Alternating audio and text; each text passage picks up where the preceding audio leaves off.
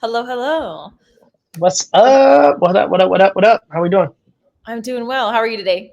Good, good. Got another episode. Yes. So today we're going to be focusing on, just to start off before we really dive into things, I want to really target the people that maybe you're kind of realizing it's time to build the life you've been dreaming of. You're finally ready to have it. Maybe you're just super unsatisfied in your career right now, or an inspiring entrepreneur like we are, and you're looking to just pivot to a new chapter. If you are, welcome. You're in the right place. This is definitely the community for you. Change can absolutely be very difficult, but here we focus on doing the hard things well. Bring your yes, and we are going to help you with the rest. So, for today, we are going to be focusing on side hustles. So, I'll Yes. start off with kind of, what are we saying a side hustle is? How would you define that? Yeah. So let's break it down. So I pulled it up in Webster. So side hustle, Mhm. work performed for income supplementary to one's primary job. So my question for you is, what was your first ever side hustle?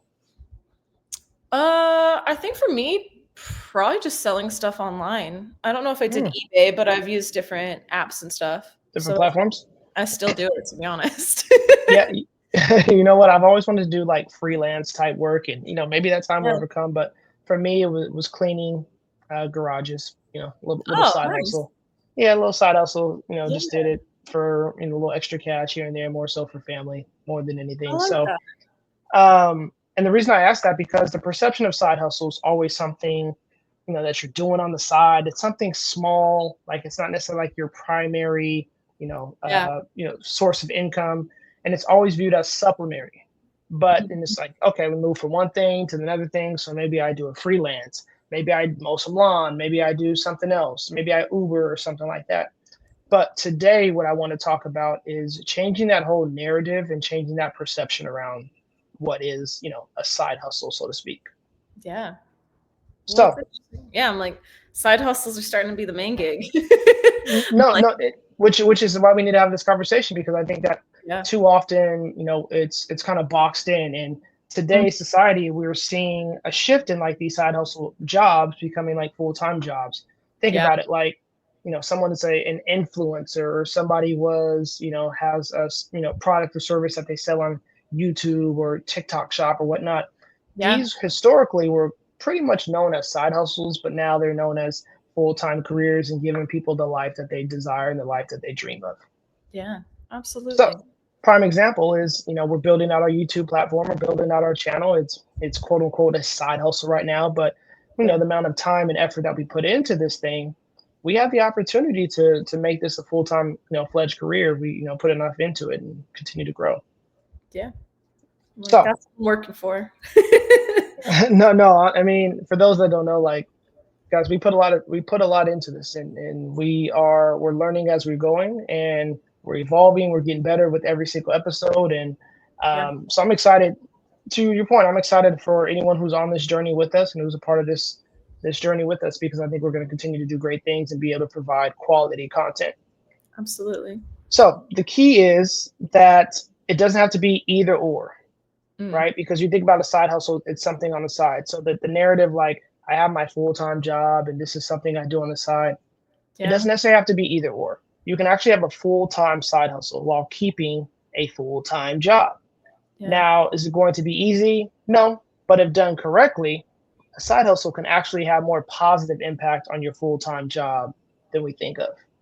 Yeah. So, I was yeah, saying, what do you? before we get too far too, I also feel like there's a connotation of side gigs. Like, Mhm. you think of a side hustle, I feel like you either picture somebody that's really young, like maybe a Yeah, kid starting off, or you're a teenager and just kind of doing the odds and ends job. Or you think of, I think the older we get, you picture, oh, maybe they're in debt or something like that. That's like, oh, I need to get a yeah. second job, or you're trying to pay for your schooling.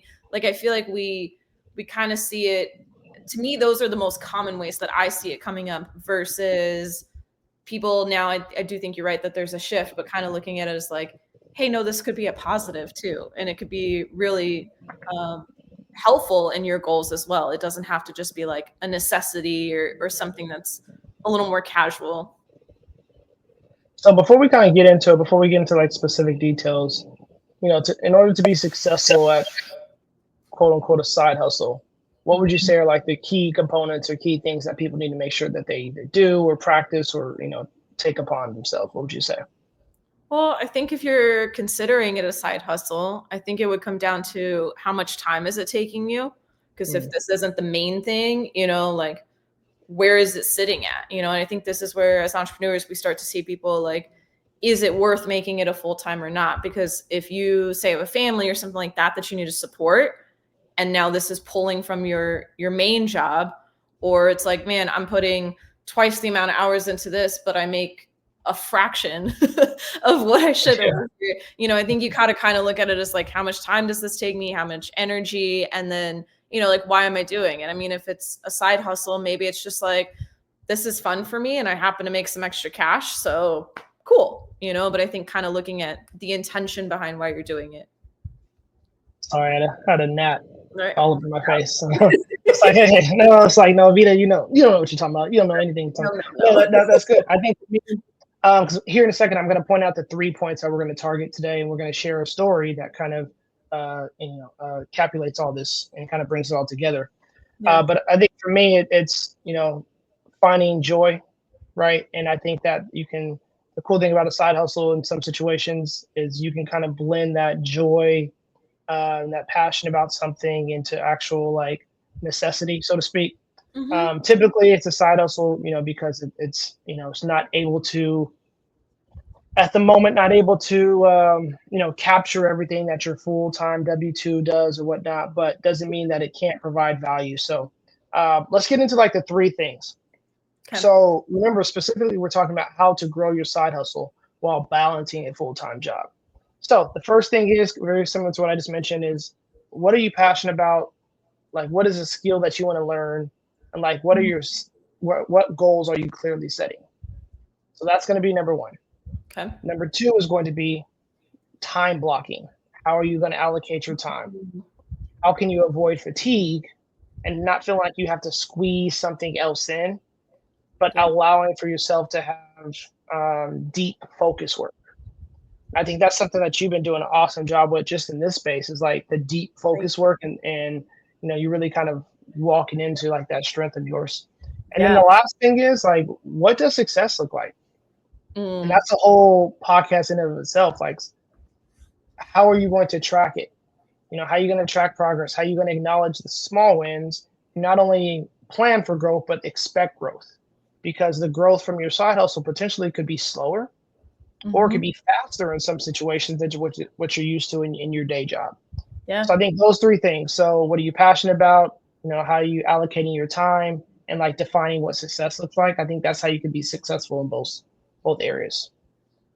What I are your like thoughts on that one? You like those? solid. It's a solid rubric for it. I mean, I think I was kind of touching on those in a different Hmm. aspect, right? Of going Absolutely. like, okay, you've got to look at how much time is this going to take, how much energy, because obviously if it's something that's fun to you, you could probably work a few extra hours. If it's something like more necessity wise, okay, you might just do like 1 or 2 days of this. It might not be like an everyday thing. I remember when I was younger trying to work 2 jobs thinking, oh, I'll just add in the second place. You quickly learn drive time. Yeah, yeah, It's like that's that. true. I remember sitting there one day and going, it's a Monday. And I just worked a few hours here, paused, had to drive during the worst part of the day across town to work a few hours there. And I'm like, if I just worked a double where I was at, I would have made more and been way less drained. It's like, 100%. so no, I think these are great things to think about. And then, what does success look like? Like, everybody's going to have a different definition, and that's perfectly okay. Is it a monetary goal? Is it I'm building this up so that it can eventually take place of the W-2 or something like that? Is it I just need to pay off the second credit card? What is that success? And I think knowing that going into it will also help you kind of make the other decisions as you go. So I want us to have a moment here. So I want you to share, like, what is your side hustle currently, and like what are you doing to further that? Ooh, that's interesting. I'm like, oh, and put me on the spotlight. I mean, I Yes. guess essentially this is technically the side hustle right here. Um, I think YouTube started off with, hey, you want to do, Casey calls me and says, hey, you want to do this podcast? And it's like, but if we do it, we're going to schedule it and we're going to stay consistent. And then I guess this would be the side hustle because at the time I was doing TC work or some other things. And now I feel like that's pivoted into we're starting to build it up so that instead of the side hustle, this could be part of the main gig. So how are you, so what skills are you learning, right? So the first step is what is you passionate about? What skills are you learning? So Yeah. share what skills you're learning, like what goals do you have? Oh, absolutely. Yeah. So, okay. So the goal with this is going to be on one end to monetize it so that we can make it more full time and put more into it. But also to reach more people. So to be able to build that support in the sense of, I don't know about anybody else, but if I'm talking one-on-one to people, I can only talk to so many people in a day before I'm shot. And so with platforms like this, we have the ability to still connect with you, to start building on what we can offer. Potentially that'll even grow outside of the channel. But I think those are some of the goals. So the immediate goals is to just maintain the consistency and to build it to a point that it's able to be monetized and we can really build a community around this. And I would say the skills right now, I think we're learning how to, one, present ourselves as I'm sitting here highlighted, just how we speak, how we handle things. I think the preparation, like you said, behind the scenes, we're really learning how to make sure that we're prepared and that what we're presenting is going to be valuable to people and that it makes sense, that it flows. If you're watching this today or you're watching this 6 months from now, that you can pop in or out and that this is going to make sense to you. You're not going to be sitting there without context, like, I don't really get what they're talking about or why we're even sitting here next. And so I think learning how to put something together, how to edit things, how to make sure, what does YouTube want and what is a short, and just the terminology that comes with that. So definitely learning a lot. And final question for this interview of yours. Right. What does success look like? Success to me with this would look like it continues to grow in the ways that we've discussed. So I think being able to see that, I think there's numerous ways, but success to me would be I can cut out some of the other things and I can do more of this and I can do more of the parts that we enjoy, and starting to navigate, even just that. What are the parts that I enjoy and what are the things that I'm doing now because they're necessity for us, but I'd rather not, and hitting the point where we can kind of delegate out, whether it's the editing or this or that, and just focus full blown on, okay, how can we do more? How can we bring more to the table? And that doesn't necessarily mean quantity, but just quality wise, being able to really dial in on how can we help the most amount of people with what we're doing. Yeah, so I feel like I had to answer the same question. So I gotta put myself on the spotlight here. Gotta answer the same questions. But you hit a lot up on the YouTube stuff. So I'm gonna talk about another passion, or quote unquote side hustle that I'm working towards, because we're definitely 100% aligned with everything when pertaining to YouTube. And for those that are listening out here, like this is part of our journey. This is part of our grind, to where we may post something that might have 7 views, right? We might post something that might have 2,000, and eventually we'll get to the point where maybe I have 15,000. So it is cool, being able to be so open and authentic in this process. So one thing I am passionate about is music, and I always have been passionate about music. So what did I do is I've always wanted to learn how to DJ.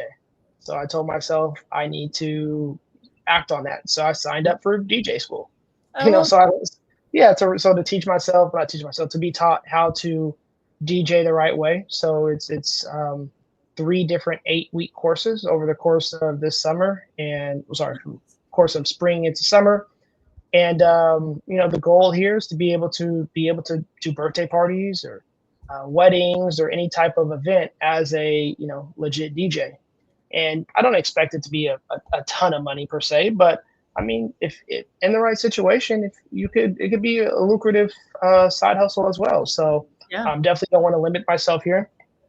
As far as allocating specified time, I literally set aside about 2 hours, 2 to 4 hours a week to devote to it. And I feel like that's adequate amount of time, because I don't feel stressed. I feel more so like of a release. I feel it provides the opportunity to be creative. in this space that we're in together, we're able to be creative. And then in that space, another space I'm able to show off my creativity as well. So, creating, boundaries and allow me to really hone in and focus on what it is that I'm striving towards. I like that. So what does success look like in that space for you? Yeah, success will be me feeling 100% competent that I can do any type of event. And the ultimate measuring stick will be to be able to be to be able to be, I gotta take that out. To be able to do weddings, 2 or 3 events a month that would be successful for me. Oh, And awesome. that's just the first layer of success. Like anything after that is just icing on the cake. But to feel confident and competent that I can do that would be a success. Oh, it's awesome. I like that Yeah. goal. How fun. Now we got to plan more events. I know, right? More events. So Yeah, the goal: buy an event planning business, hire myself as a DJ. There we go. I guess that'd be the side hustle. I do work weddings on the side sometimes. Yeah. So there you See, go. we got We'll get you we some got bartending. connections. We got a whole crew here. We're ready. So I'm glad we shared that. So today I actually want to talk about an example. RIP. This gentleman just passed a few weeks back. We're going to talk about a story of a former NBA player who turned entrepreneur. So side hustle, literally to successful entrepreneur. So let's get into it for a little bit. Definitely. So we're going to talk about the story of one Junior Bridgeman. So Junior Bridgeman is a former NBA player. He played in the NBA for 9 years, from 1975 to 1984. And Bridgeman was a good NBA player, but he wasn't by any means a Kareem Abdul-Jabbar at the time, or Magic Johnson, Larry Bird, anything like that at the time. Like he was a role player.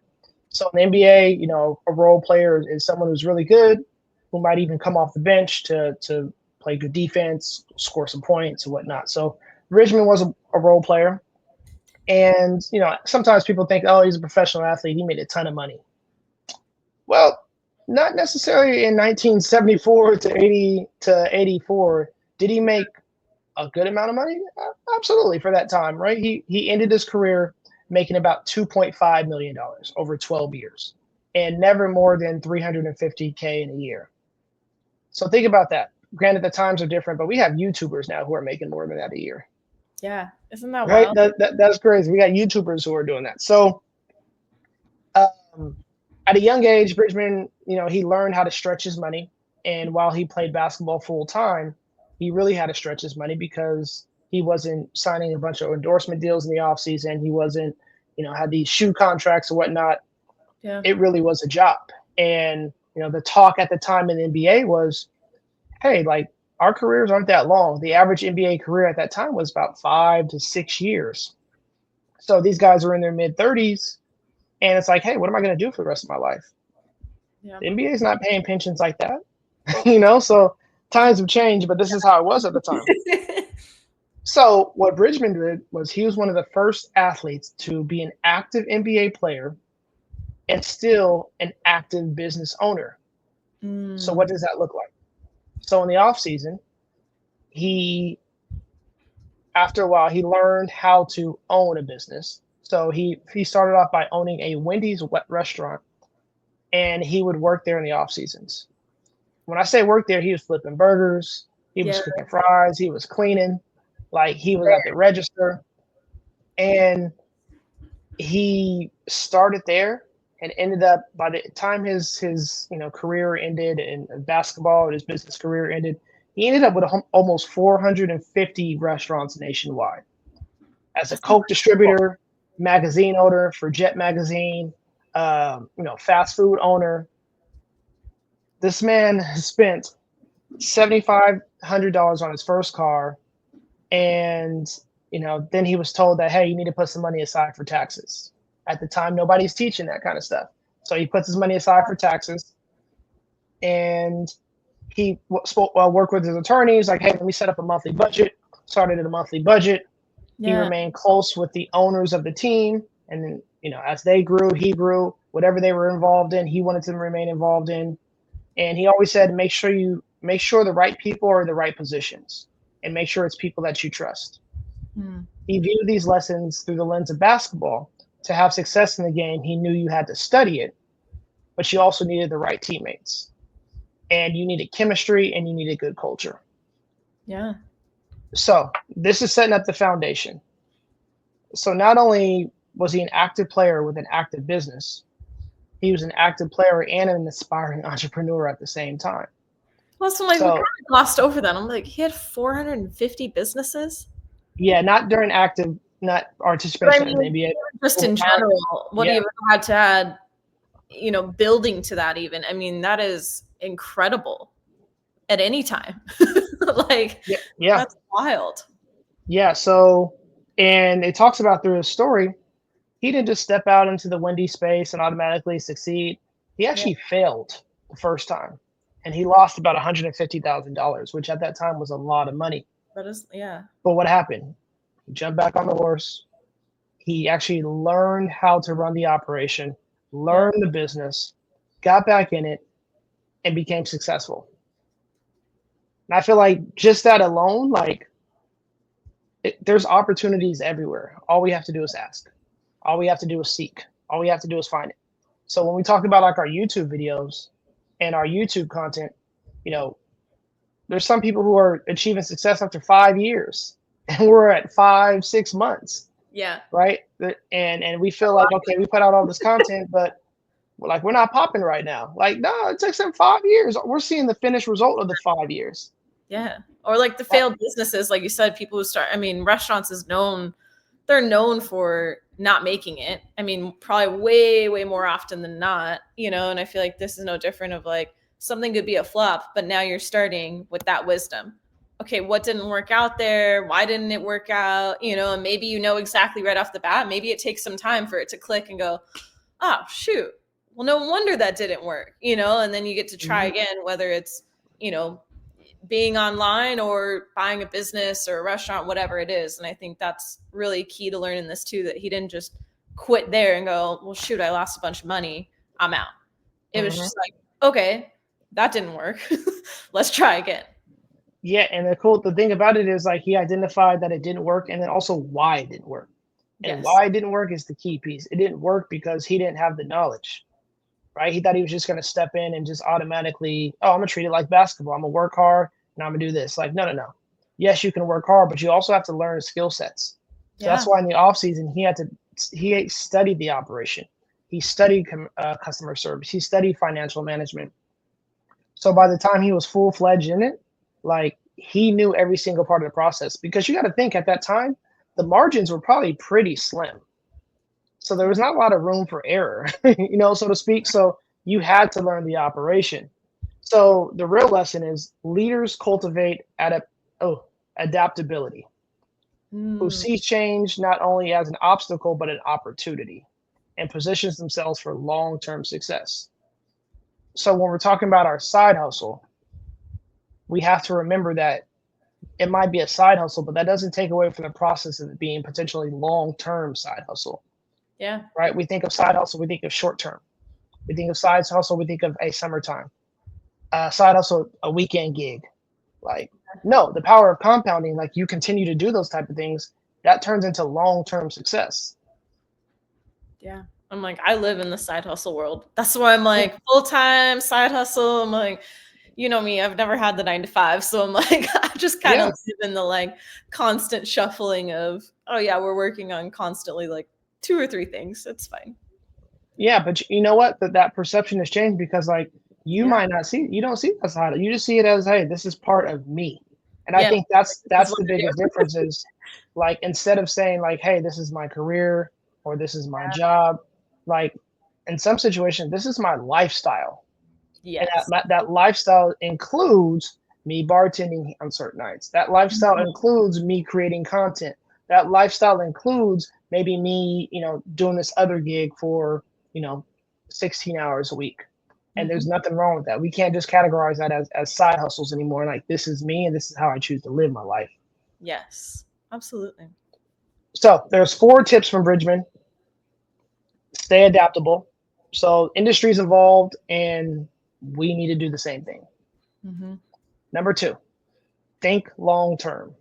Sustained success is built through smart strategic decisions. Number 3, leaders lead from the front. Never ask people to do what you wouldn't do for themselves. Such a cliche, old school statement. And number 4, lift others as you rise. So true leadership is about creating opportunities for those who follow. So when I kind of bring it full circle to like what we talked about in the beginning, they go hand in hand, right? Like, so Bridgeman, it talks about like, yes, he loved basketball, but he fell in love with business. Yeah. So business was a side hustle, and he brought it back full circle. It was like, you know what? I'm retiring from this, but I'm starting this. You Yeah. know, right? Or I'm retiring from this, but I'm moving into this full time. So I'm retiring from basketball, but I'm Yeah. just getting started. And that's kind of how I feel right now in like the space that we're in. Is like, granted, I'm still got my job, Yeah. but what we're working on, like this is exciting. Like this is the life that I want to do.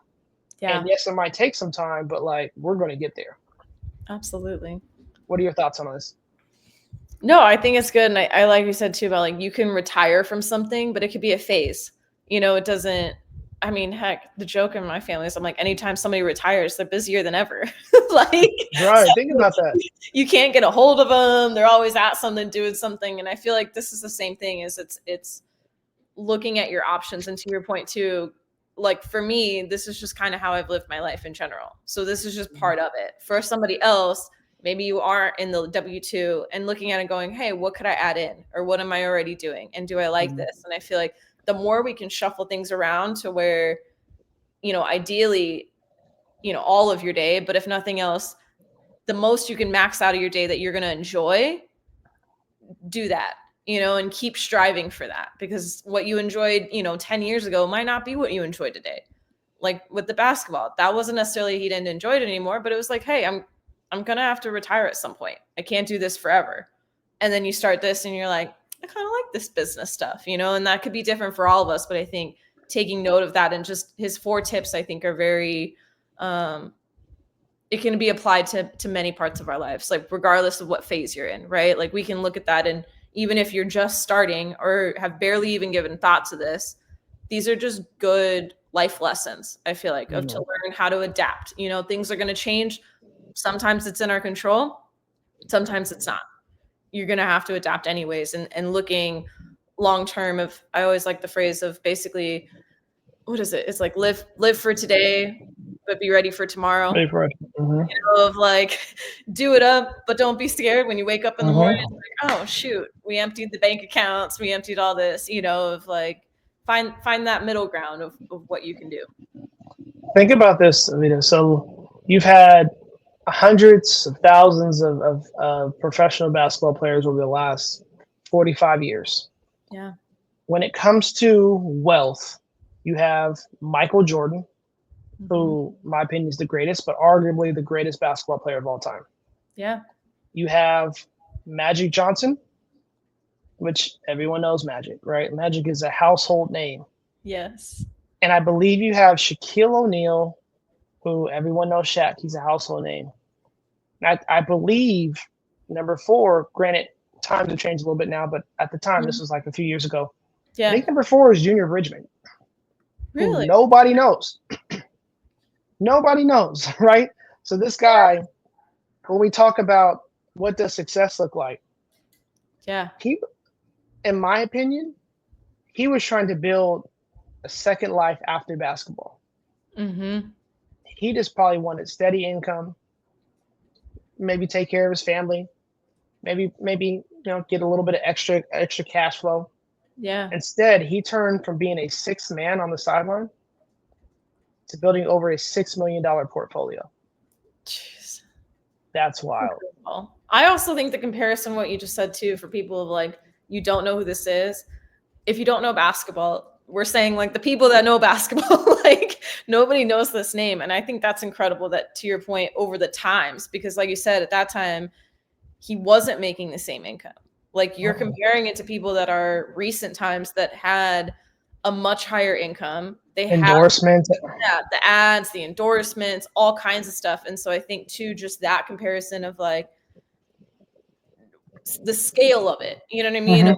The scale of recognizing like really what he did with his money to still be up in that top group, that top, 3 to 5 today. I mean, I think that's very incredible and very impressive of just how well he managed his money and leveraged learning the business and really just maximizing that.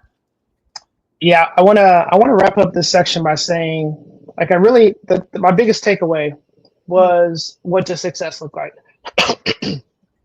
And what does success look like to me? Because I like that section because while I think he thought he did well, I Yeah, bet he never envisioned it would be this big. true. And I think it goes to show, like, where we currently are in our personal lives. Like, when you're working towards something that you're passionate about, something that you want to put all your chips in, per se, Hmm. like the goals are endless, and it can be a far bigger success than we can ever think of. And I think that's the difference with quote unquote a side hustle, versus, say, a 9 to 5 or whatnot. Yeah, You may always be capped, but in the side hustle, like, you take the ceiling off and you go as high up in the sky as you want to go. yeah. And I feel Options like, are. yeah, I really like that concept, because I'm sure if you interviewed Junior, 30 years ago, maybe 1995, you would never envision he'd make it this far. No. So, all in all, Junior Bridgeman, great story. I hope one day that they do a biopic on it. It would be so dope. It would be so dope. So, Absolutely. all right, Via. Per usual, I got a couple current events articles for you today. We're gonna have some discussion about. Okay. All right, first one is, we got to start my entertainment. I love some entertainment. AMC, which is a movie theater, very like Cinemark, like Regal, AMC, Yeah. to offer 50% off tickets on Wednesdays starting this summer. Oh, interesting. So, safe to say, question for you, Avita, Mm, will you be seeing more movies this summer? maybe. Maybe. So, Maybe. beginning July 9th, the movie theater chain will offer 50% off adult tickets on Wednesdays for those that are part of the AMC Stubs reward program. They already offer discounted on Tuesdays for Stub members, which will continue, the company say. So, 50% off movies. Obviously, the goal is to get more people to the theaters. And See, Wednesdays a day, not too many people go to the movies, but yeah. we'll be at the movie theaters on Wednesdays. So, I mean, check some it's stuff worth out. a shot, right? I gotta at least try once. It's hot out here. The movies always is a good place to be. Yes. Basketball season will be done. Football won't be starting. I'll be Yeah. at the That theaters. weird lull. Yeah, like, I will be at the theaters. I like All right, that. next one. Um, Amazon seals a new partnership with FedEx for delivering large packages. Ooh. So I had to bring this one in because, Uh-huh. for those that don't know, I own some FedEx routes and I'm contracted with FedEx for my business. This is a big deal. This Yeah. is a big deal. Hopefully, it puts more money in my pocket. Let's be first and foremost real about that. But what are your thoughts on Amazon saying, "Hey, we no longer want to deal with all the big stuff. We're just going to hire FedEx to do it"? I mean, I can't say I'm surprised by that. I Yeah. mean, they're dominating, and I think they're already working with, I don't necessarily know all the logistics of it, but they have different ways of third parties and different collaborations to help them get the packages where they need to go. I'm sure there's a priority level of, okay, they make sure this is delivered, but then anything that takes a little longer, they pair with whatever. You see the third party drivers that drop stuff off or whatever. So, yeah, I can't say that I'm surprised, especially with the volume they're doing and how successful they've been. I feel like they have the status and ability to acquire some of these options. And just like we were talking about in our own ways of, okay, if you own a rental, why not own Mhm. the cleaning company and the this and that? And with them, I mean, people can love it or hate it, but as you scale, the ideas are somewhat similar. It's just a lot larger. So although we Yep. might see it as like, oh my God, they're dominating this industry now, and oh God, they're buying out FedEx and this and that. I mean, if they're using it and it helps them streamline or profit more because now they're not having to pay out for this and they can make it easier for their clients or customers, if you will, why not? No, when I first read this, it made me think of something that you mentioned earlier, and Mm, I'll phrase it a little bit different. To sure. me, in my opinion, this is a convenience contract. Mm, yeah. You know, hey, we don't want to deal with all this big stuff. Let's pay out. We'll get 30%, 35% back. But now we can take that time and extra energy and put towards Yeah. something else. Yeah. Very similar to our space as far as like maybe hiring a virtual assistant, someone who can kind of take off some of the, the lower task for you per se. So that way you can kind of utilize your resources to, work on something else. Yeah. Very similar to like the podcast. Like at some point, yeah, we might have someone help out with the edits so we can focus on the content and focus on the strategy, Yeah. something like that. Well, I think it might streamline it too. Because if you Yeah. actually have a partner, I'm thinking too, like if you have a partnership as opposed to something maybe time wise, it takes a little longer for the delivery because process wise, you're having to go through one company's process and then the other one, or maybe the updates are different versus like now, if you can say it's technically still all Amazon, Yeah. your updates go through a little quicker. The delivery happens a little faster because there's not that like hand off to the hand off, and to the next person. There's no middle ground now. Now you just eliminate the middleman and you're like, nope, it's all us. Yeah. So I don't know if Yeah. there's I can see that. in it too. You can see that. All right. Last one. Okay. ESPN's new all access streaming app will Ooh, cost about $30 a month. So okay. ESPN is going to bundle all of their networks. So ESPN, ESPN2, excuse me, Mm-hmm. some of the fantasy football stuff, some of the betting stuff, Okay. SEC network, pretty much doing the same thing that a lot of these other organizations are doing. Like Fox is building their own streaming platform. We know Hulu's already out there. We know Disney Plus. Yeah. My question for you, Avita, is if you were to build your own streaming platform, what Mm. were 4 channels that you would have to have on yours? For me or customers in general? However you want to answer it. If If you could I'm, just take away 4 channels, what 4 channels would you want? I mean, to be honest, I just live on Bravo. I'm all Ooh, okay. about reality. Okay. So you'd have Bravo. What else we It's got? not for me. So I feel like if you were gonna hit everybody, I feel like there'd have to be some sort of like you gotta have ESPN or Red Zone, Yep. something there. Probably both because you need to hit all the sports, but then like of course NFL's always gotta have. We see you Yeah. make it Yeah, their we see. like you Yeah. can't just have it included. It's always an add-on. So I feel like you gotta have those for cover all your sports. Gotta have a little reality TV. Probably some Okay. movies. Although Okay. I'm not really on those, but I feel like someone would appreciate that. Yeah. Um, and then maybe like a Disney for the kids. I like Kind that. That's a good pack. That's a of good package. Well rounded. I like that. yeah. For me, I would go. I'm gonna follow suit. So I'm gonna go. I'm gonna go HGTV because I feel Ooh, like that covers a lot it's of the the network too. yeah The HGTV. I'm going to go with ESPN, obviously. mhm. He's like, Um, you got to have one of the main networks. Like you have to have ABC, CBS, NBC. I'm something. gonna go with ABC just Really? because How you go Disney. NBC so that way you could see your Thanksgiving Day parade and all that. Oh, I know, but yeah, I know. But Oh, ABC, there's so many like good. There's good stuff on ABC. that's And true. then lastly, for the kiddos, I'm gonna go Freeform, Disney Channel ish. Oh, okay. Yeah, little movies and stuff for the kids. Yeah, That's yeah. solid. So Well, yeah, no, but I like the concept of going well, keeping it well rounded. So yeah, you gotta have a little something for everybody. yeah, so but yeah, all in all, I feel like great content today. I feel like I love the story of Junior Bridgman. Yeah. A lot of great takeaways. What's your biggest takeaway from today? What are you gonna work on?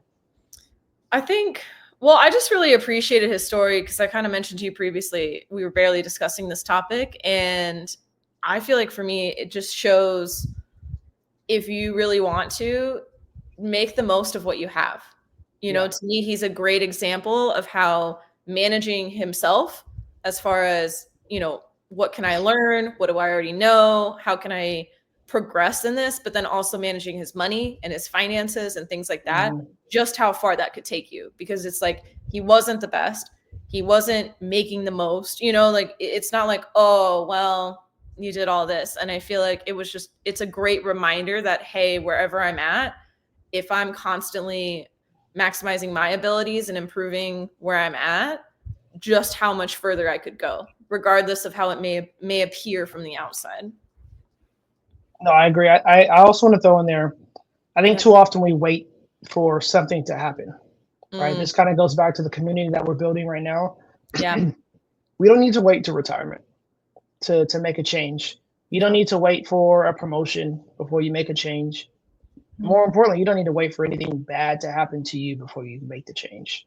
Like Yeah. that option, that opportunity is here right in front of you, and it's on us to go grab it and take it as far as we want to go. And that was my biggest takeaway in this I like situation. that. Absolutely. Good So one. No, that was a good one. I'm glad we reviewed that story because I wasn't familiar with him prior to this.